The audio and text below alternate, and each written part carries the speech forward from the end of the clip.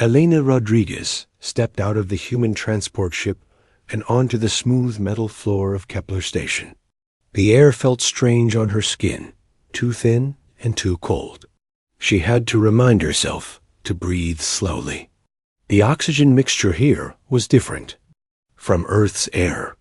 It would take time to get used to it. The station stretched out in front of her like a crystal palace. Tall towers made of some kind of clear material reached up toward the ceiling. Strange lights moved through the walls, creating patterns she had never seen before. Everything looked clean and perfect, like nothing had ever gone wrong here. Elena adjusted her blue diplomatic uniform and checked her translation device one more time. Today would be the most important day in human history. She was about to meet the Galactic Council for the first time. Earth had been discovered by alien traders 3 months ago, and now humanity was asking to join the galactic community. She walked through the long hallways, following the directions on her device. Other beings moved around her, but she tried not to stare. Some looked like giant insects walking on 2 legs. Others seemed to be made of living crystal that sparkled as they moved. A few looked like dolphins, but they floated in the air inside clear bubbles filled with water. None of them looked at her directly. Elena thought they were being polite, giving her space to adjust to the new environment. She did not know that they were actually afraid to get too close to her. The council chambers were even more impressive than the hallways. The room was huge, with a dome ceiling that showed the stars outside. 12 different areas were set up.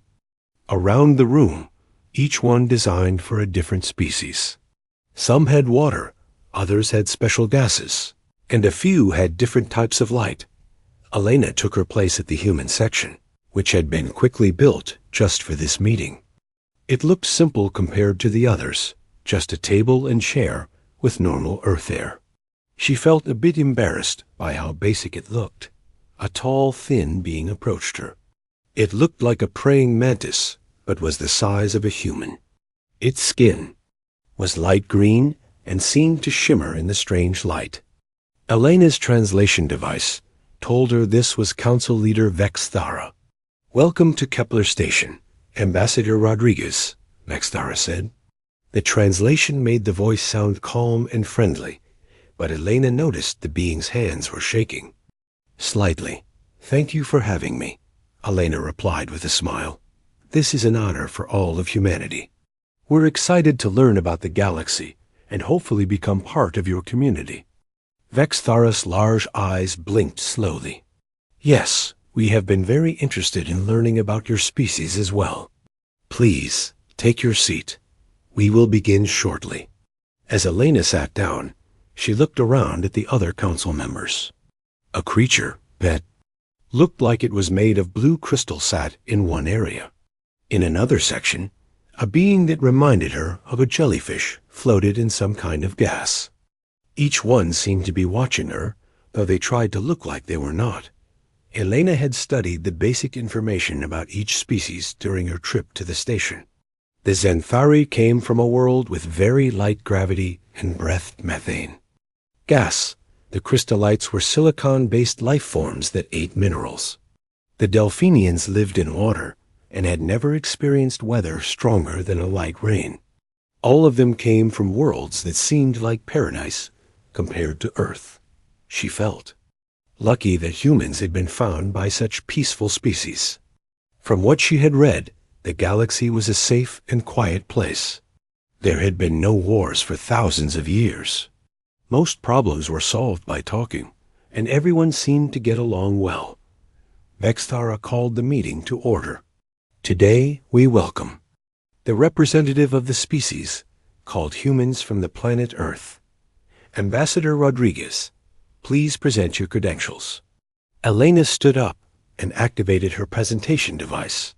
Images of Earth appeared in the air above the table. She showed pictures of cities, forests, oceans, and mountains. She talked about human culture, art, science, and their desire for peace. "We know we're new to all this," Elena said. But humans are good at working with others. We've learned to live together on Earth despite our differences. We want to bring that same spirit to the galaxy. What Elena did not know was that every species in the room had been studying Earth for weeks. They had intercepted human radio signals, analyzed the planet's environment, and researched human biology. What they found had kept them awake at night. Earth was not just dangerous. It was the most dangerous planet any of them had ever heard of. The gravity was crushing. The oxygen in the air would burn the lungs of most species. The temperature changes would kill them in minutes. The radiation from Earth's sun was deadly. The weather included storms that could destroy entire cities, and yet humans lived there happily. They had built a civilization in conditions that would be considered a death sentence for any other known species. As Elena continued her presentation, showing images of humans swimming in Earth's violent oceans and climbing its deadly mountains, the council members felt a chill of fear. These were not just survivors. These were predators who had been shaped by the worst world in the galaxy. Elena finished her presentation with a smile. We hope you'll consider us for membership in the Galactic Council. We have a lot to offer, and we're eager to learn from all of you. The room was quiet for a long moment. Then Vexthara spoke. Thank you, Ambassador Rodriguez. Your presentation was very informative. The Council will need time to discuss your application. We will give you our decision soon. Elena nodded. Of course. I understand this is a big decision. Please take all the time you need. After Elena left the chamber, the council members sat in stunned silence. Finally, one of them spoke. Did you see how she described their recreational activities? Whispered the crystallite representative. They climb mountains for fun. They swim in water that moves and crashes. They run long distances until their bodies are exhausted, and they call it exercise. Their planet tries to kill them every day, added the Delphinian. And they think it's normal. Vexthara looked around the room at the frightened faces of the other council members. We need to call an emergency session. Every homeworld needs to hear about this. We may have just made contact with the most dangerous species in the galaxy. Elena walked back to her quarters, feeling pleased with how the meeting had gone. The council members seemed very interested in humanity. She was sure they would make the right decision. After all, what could possibly go wrong with letting humans join? Such a peaceful galactic community? Dr. Marcus Bell packed his research equipment into the transport ship with excitement.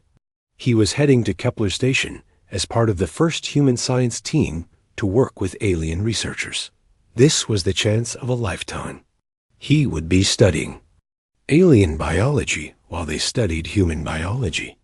It was going to be the greatest scientific exchange in history. The trip to the station took 3 days.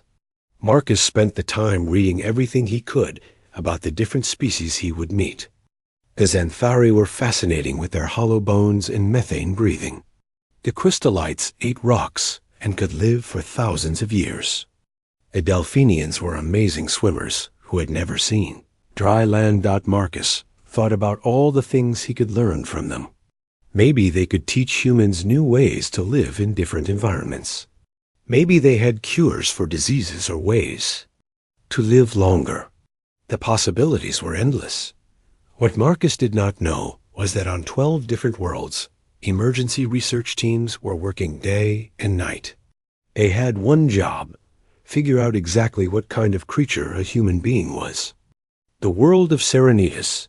Researcher Quinder stared at his computer screen with growing horror. He had been studying Earth's environment for 2 weeks, and each new piece of information was worse than the last. He had called this emergency meeting to share his findings with the other council researchers. The meeting room was filled with the top scientists from every member species. They all looked tired and worried. None of them had been sleeping well since the human ambassador's visit. Quinder stood up and activated his presentation. Fellow researchers, what I am about to show you will change how we think about life in the galaxy. The species called humans did not just survive on their world. They were created by it. A first image showed Earth from space.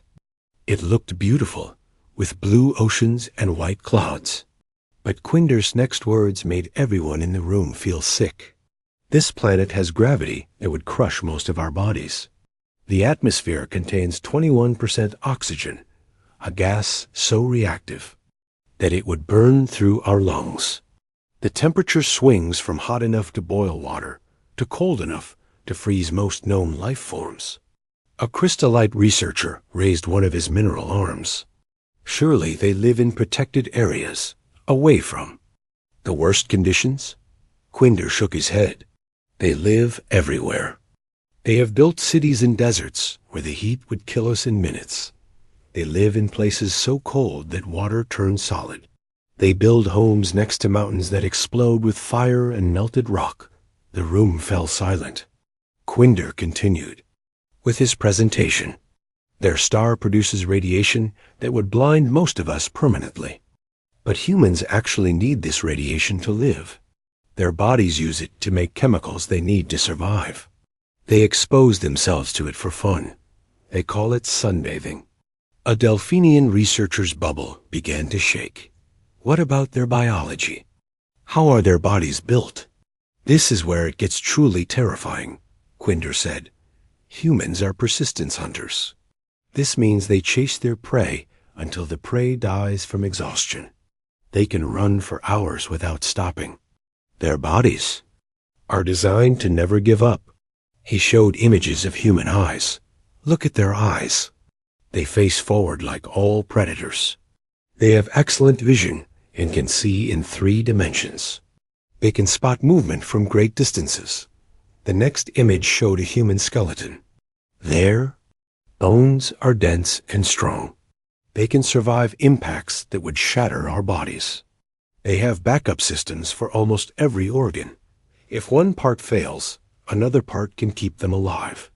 A Zentari researcher made a scared sound. What do they eat? They eat everything, Quinder replied. Plants, animals, even microscopic life forms. They have acid in their stomachs strong enough to dissolve metal. And here's the most frightening part. They have billions of bacteria living inside there. Bodies that help them digest food. These bacteria would be considered biological weapons on most of our worlds. The room erupted in worried chatter. Species that had lived in peace for thousands of years were suddenly faced with the reality that the galaxy's most dangerous predator wanted to join their community. Meanwhile, Dr. Marcus Bell arrived at Kepler Station and was shown to his laboratory. He was thrilled to see all the advanced equipment and couldn't wait to start his research. His first meeting was with Dr. Yeltsin, a crystallite scientist who specialized in biological adaptation. Dr. Bell, Yeltsin said through his translator, we are very interested in learning about human biology. Perhaps you could tell us about your home environment? Marcus smiled. Oh, Earth is wonderful. I grew up in Colorado in the Rocky Mountains.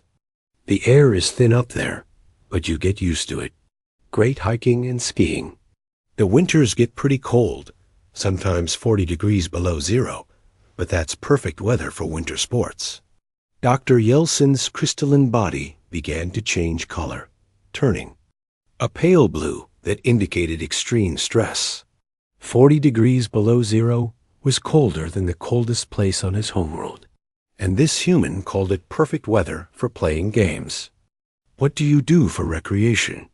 Yeltsin asked weakly. Well, I love rock climbing and whitewater rafting. There's nothing like the rush of going down a Class 5 rapid. And I try to run a marathon every year. Last year, I did the Boston Marathon in under 3 hours. Yeltsin had to sit down. Rock climbing meant hanging from cliffs that could kill you if you fell. Whitewater rafting meant riding on violent, moving water for fun. And a marathon was running for over 26 miles without stopping. That sounds very dangerous, Yeltsin managed to say. Marcus laughed. Dangerous? Not really. I mean, you have to be careful, but that's what makes it exciting. Life's too short to play it safe all the time. Dr. Yeltsin excused himself and immediately sent an emergency message to his homeworld. The message was simple. The humans are worse than we thought. They seek out danger for entertainment. Recommend immediate defensive preparations. Similar conversations were happening all over the station. Every alien scientist who met with human researchers came away more frightened than before. The humans were not just adapted to their deadly world. They loved it. They actively looked for ways to make their lives more challenging and dangerous. By the end of the first day, emergency meetings were being called on every council world. The reports were all the same. Humans were friendly, curious, and completely terrifying. They talked about their deadly planet like it was a playground. They described activities that would kill most galactic citizens as fun hobbies. Dr. Marcus Bell went to sleep that night feeling great about his first day. The alien scientists seemed very interested in everything he had to say. They asked lots of questions and took detailed notes. He was sure this was going to be the start of a beautiful friendship between humans and the rest of the galaxy. He had no idea that across the galaxy, 12 different species were holding emergency meetings to discuss what to do about the most dangerous predators they had ever encountered. Captain Lisa Murphy stood on the bridge of the UEC Defender and looked out at the stars. Her ship had just arrived at Kepler Station for the first joint military exercises between humans and the Galactic Council's peacekeeping fleet. She was excited to see how human technology compared to alien ships. The Defender was Earth's newest ship, built to travel between the stars. It had thick armor to protect against space rocks and radiation. The engines were powerful enough to push through solar storms. The life support systems could keep the crew alive, even if half the ship was destroyed. To Lisa, it was just a normal spaceship. She had no idea that every alien who looked at it saw a warship built by creatures who expected to fight the universe itself. Admiral Tethron of the Pacifist Alliance watched the human ship dock with growing worry. His people had not fought a war in over 2,000 years. Their ships were built for peaceful exploration and trade. They were beautiful and comfortable, but they were not made to survive in dangerous conditions. The Defender looked like it had been built for war. Its hull was thick and scarred from impacts. Its weapons were clearly visible. Even at rest, it looked ready to fight. Admiral, his communications officer said, the human captain is requesting permission to begin the exercises. Tethron sighed. Tell her we are ready, but keep our ships at a safe distance. The first exercise was simple navigation through an asteroid field. The Pacifist Alliance had set up a training course using small, harmless rocks. Their pilots usually took hours to complete it safely. Captain Murphy looked at the course and shrugged. Looks easy enough? Jake, take us through at half speed. Lieutenant Jake Collins was the ship's pilot. He had grown up racing hover cars through the canyons of Mars. Flying through a few floating rocks seemed like child's play. The Defender shot forward into the asteroid field. Jake twisted the ship between the rocks like he was dancing. He spun the ship upside down to avoid one asteroid, then rolled sideways to slip between two others. The whole course took him less than 10 minutes. Admiral Tethron watched in horror. The human ship had moved through the field at speeds that would be suicide for his pilots. They treated deadly space rocks like minor obstacles. How did they do that? His navigator whispered. They're insane, Tethron replied. They have to be insane. The next exercise was fighter combat training. Each side would send out small ships for a practice battle. The alien fighters were elegant craft designed for smooth flight and comfortable piloting. The human fighters looked like flying weapons. They were small, fast, and built to take damage. The human pilots climbed into them wearing heavy suits that looked like armor. Lieutenant Sarah Davis was one of the human pilots. She had been flying since she was 16 and had trained in Earth's violent weather. She was looking forward to a good flight. The practice battle began. The alien fighters moved slowly and carefully, trying to get into position for a clean shot. Sarah rolled her fighter into a dive that would have crushed most alien pilots with Gi forces. "This is too easy," she radioed to her wingmen. "Are they even trying?" The alien pilots were trying, but their bodies could not handle the forces that humans considered normal.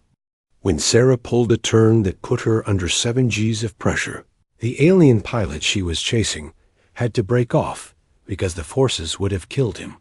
After 30 minutes, the human fighters had won every engagement.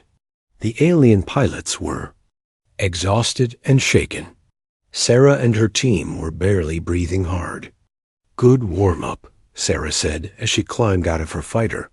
"When do we start the real exercises?" Admiral Tethron stared at her. That had been the real exercise. The humans had just treated it like a game.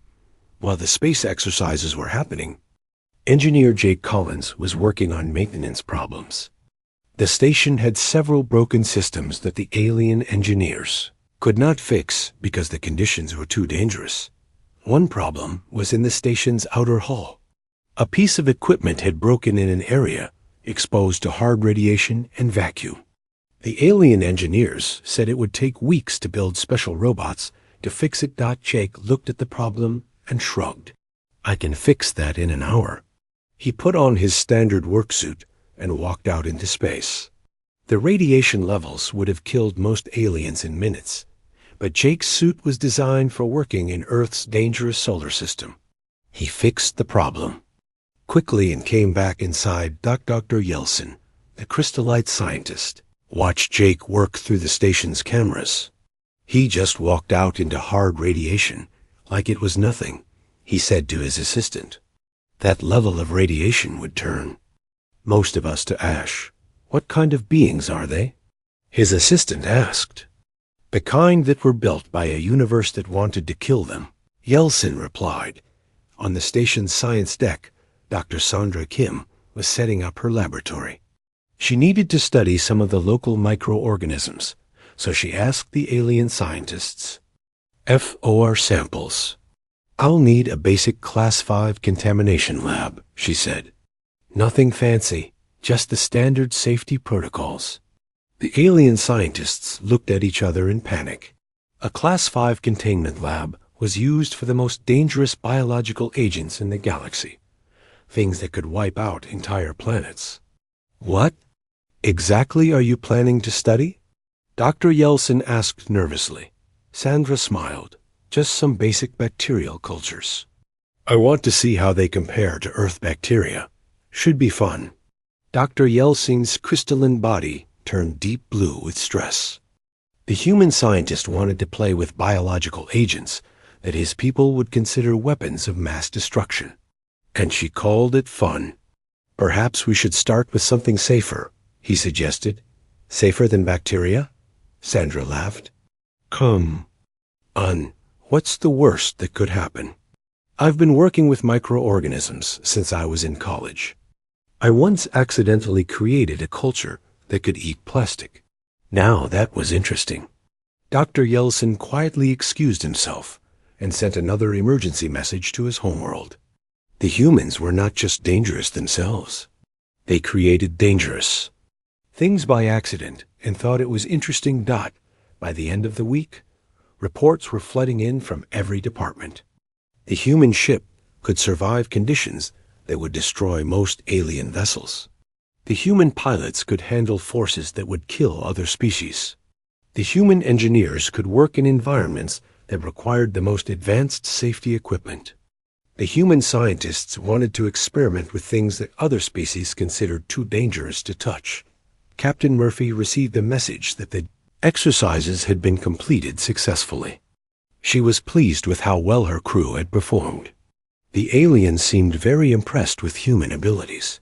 What she did not know was that every alien commander was sending the same message home. The humans are not just from a death world. They are living weapons created by that death world.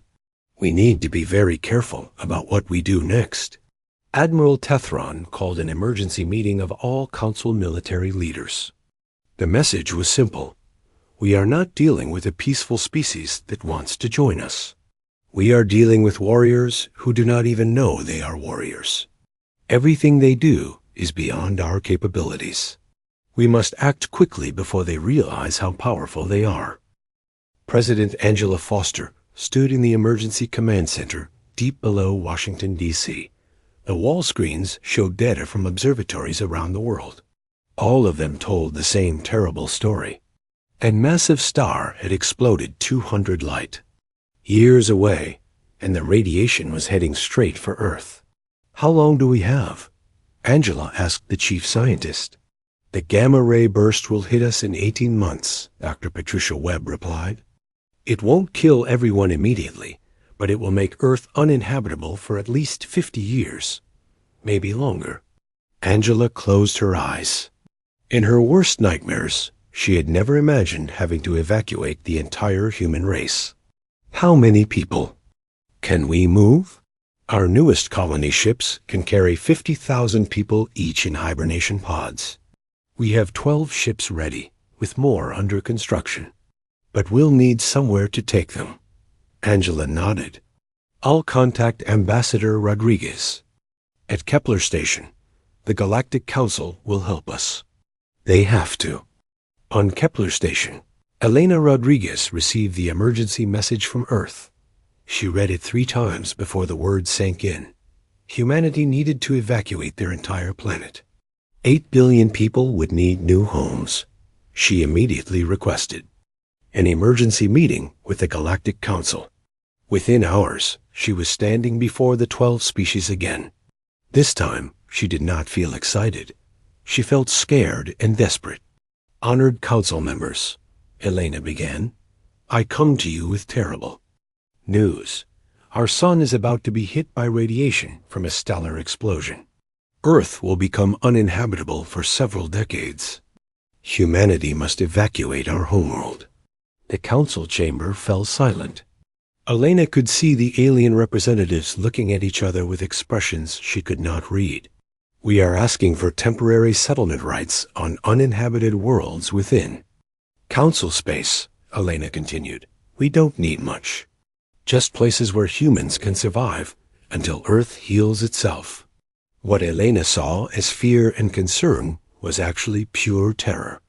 The thought of millions of Deathworld predators spreading across the galaxy was every species' worst nightmare. Council leader Vextara spoke carefully. This is indeed a serious situation. How many of your people need relocation? About 8 billion, Elena replied. But we can manage with basic facilities. Humans are good at adapting to new environments. We've survived ice ages and volcanic winters before.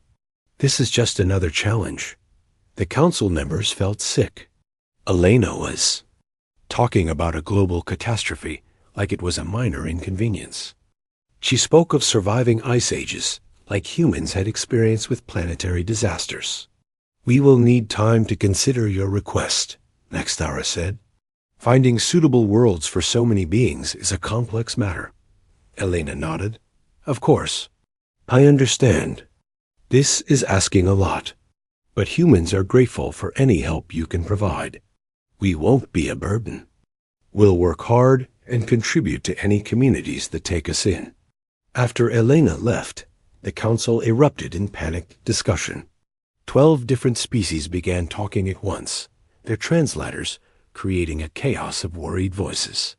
8 billion of them, whispered the Delphinian representative. 8 billion Deathworld predators looking for new homes. They could take over entire systems, added the Zenthari delegate. We've seen what just a few humans can do. Imagine millions of them on our worlds. Vextara called for order. We must make a decision quickly. If we refuse to help, we violate the most sacred principles of the Council. But if we allow them to settle on habitable worlds, They'll outcompete every native species, finished the Crystallite representative. They'll turn paradise worlds into training grounds for more humans. The debate continued for hours. Some species wanted to refuse the request entirely. Others felt they had no choice but to help. All of them were terrified of what would happen either way. Meanwhile, on Earth, Captain Robert Hayes was preparing the UE's New Horizons for its maiden voyage. The ship was humanity's largest colony vessel, designed to carry 50,000 people. In hibernation while traveling between the stars, Robert walked through the ship's massive hibernation bays. Row after row of pods stretched out in front of him. Each one would hold a human in suspended animation for the journey to a new world. The ship itself was a marvel of human engineering. It had armor thick enough to stop asteroids. Its engines could push through radiation storms that would cripple most vessels. The life support systems had backups for the backups, designed to keep people alive even if most of the ship was destroyed. To Robert, it was just a normal colony ship. He had no idea that alien engineers who studied the plans called it a fortress, designed to survive the end of the universe. Dr. Janet Stone, the mission's chief scientist, joined Robert on his inspection tour. She had been chosen to lead the first colony because of her experience with extreme environments. "The Council is still deciding where to send us," Janet said, "but I'm sure they'll find good places. From what I've read, most worlds in Council space are much more comfortable than Earth." Robert laughed. "That's not saying much. My grandmother used to say that Earth was trying to kill us every day, and we were too stubborn to die." Dr. Stone smiled. "Well, if we can survive Earth, we can survive anywhere. I'm actually looking forward to the challenge of building a new colony. It'll be like the early days of Mars colonization all over again." What neither of them knew was that their casual conversation about surviving on any world was exactly what terrified the Council. Humans talked about planetary colonization like it was a fun adventure. Back on Kepler Station, the Council reached a decision. They would help humanity, but only on their terms. They would offer worlds that no other species could survive on.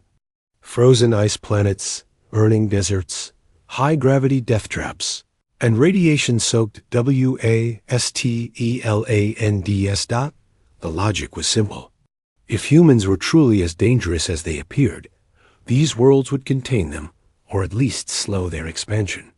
If the humans were just normal beings who had been lucky to survive on Earth, the harsh conditions would prove it. Either way, the Council would learn the truth about humanity. Vexthara called Elena back to the chambers. "Ambassador Rodriguez, we have good news. The Council has approved your request for settlement rights. We have identified 12 worlds suitable for human colonization."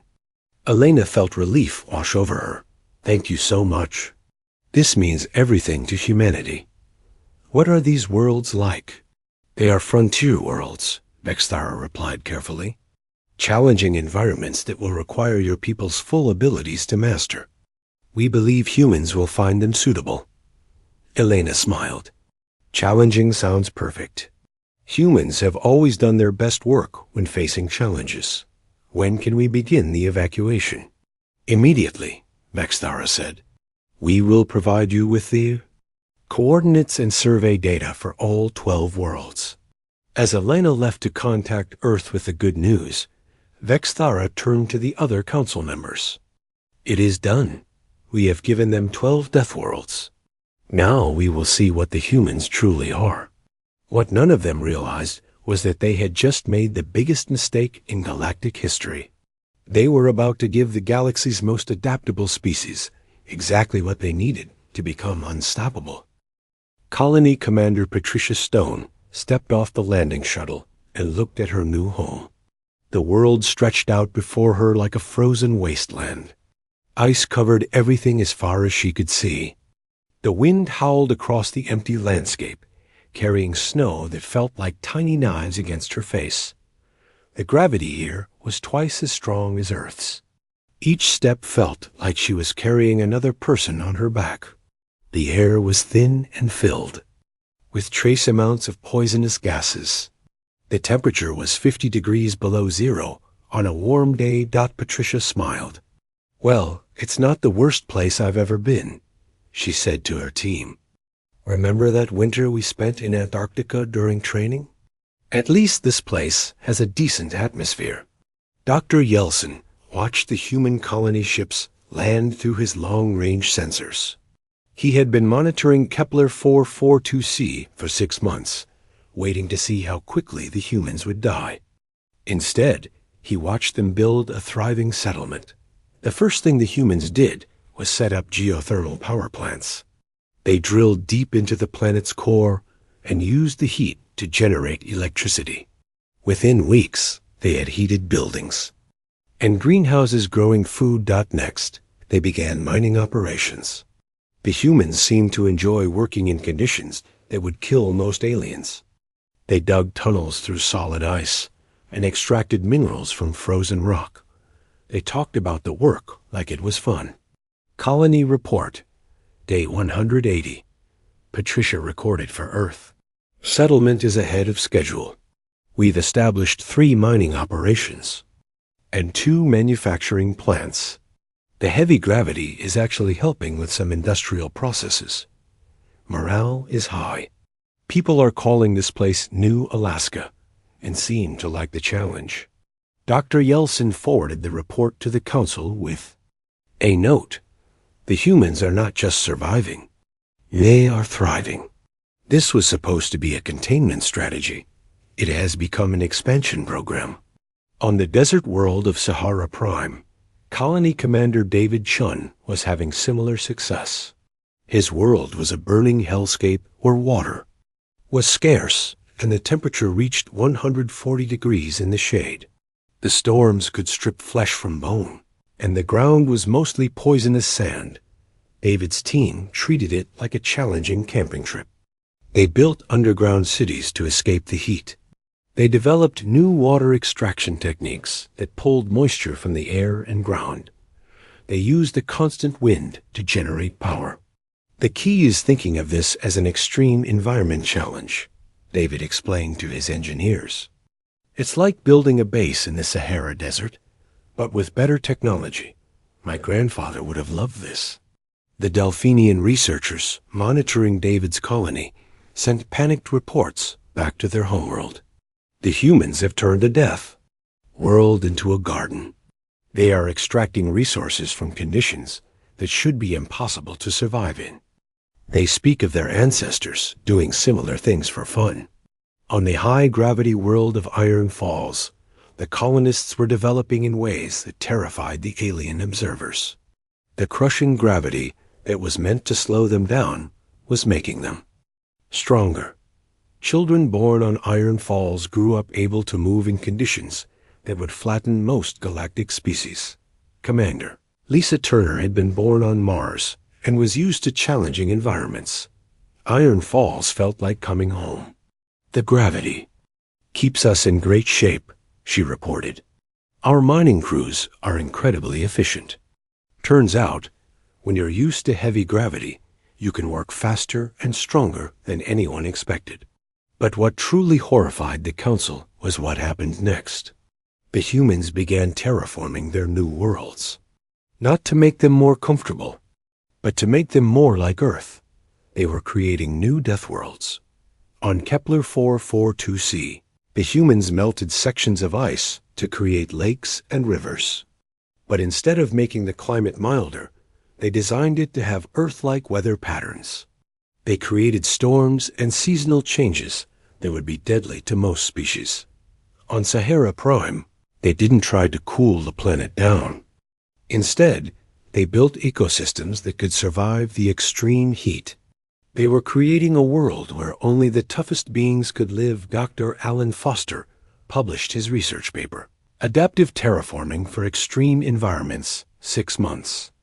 After the first colonies were established, the paper described techniques for modifying planets to support human life while maintaining their challenging characteristics. dot to the aliens who read it. The paper was a horror story. Humans were not trying to find easy places to live. They were deliberately creating worlds that would test and strengthen their species. Ambassador Elena Rodriguez returned to the council chambers 1 year after the evacuation began. She carried good news from all 12 colonies.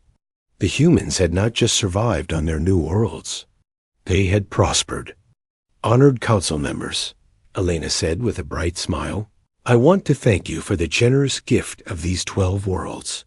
The colonies are exceeding all expectations. Our people are happy, productive, and growing stronger every day. The council members sat in stunned silence. Elena continued her report. Earth has healed faster than we expected, but humanity has decided to keep our new colonies. We're requesting formal recognition of the Human Colonial Federation as a member state of the Galactic Council. Vexthara felt like his world was ending. You want to keep all 12 worlds? Oh yes, Elena said enthusiastically. They've become wonderful homes for millions of humans. Each world is developing its own culture and specialties. New Alaska is becoming our mining and heavy industry center. Sahara Prime is developing amazing new agricultural techniques. Iron Falls is training some of the strongest humans we've ever seen. Elena pulled up displays showing the colonies. Cities sprawled across frozen wastelands. Green farms flourished in burning deserts. Industrial complexes operated in crushing gravity that would destroy most alien equipment. We're also exploring the possibility of settling additional frontier worlds, Elena added. Humans seem to do very well in challenging environments. We'd be happy to take on any worlds that other species find too difficult to colonize. The council chamber erupted in panicked whispers.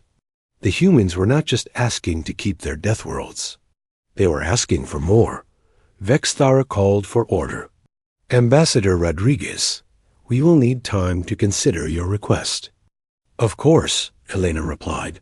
Take all the time you need. The colonies aren't going anywhere. In fact, they're getting stronger every day. After Elena left, the council sat in defeated silence. Finally, the Crystallite representative spoke. They turned our containment strategy into an expansion program. We gave them 12 death worlds to limit their growth. Instead, we gave them 12 bases to grow stronger. Vexthara began composing his final report. Recommendation. Grant immediate recognition to the Human Colonial Federation. Establish priority diplomatic protocols. Under no circumstances should this species be opposed or threatened. He paused, then added the most important line. We are no longer dealing with refugees from a death world. We are dealing with a species that has learned to make any world their home. They have turned our fear against us and made themselves stronger. The galaxy now belongs to the humans. We can only hope they remain as friendly as they appear. Elena. Rodriguez sent her final report back to Earth that night. Human-alien relations continue to be excellent. The Council seems very eager to accommodate our needs and give us room to grow. They appear fascinated by human adaptability and keep asking for more examples of our colonization techniques. She paused and looked out at the stars, thinking about the 12 thriving human worlds spreading across the galaxy. I believe we found our place in the galactic community.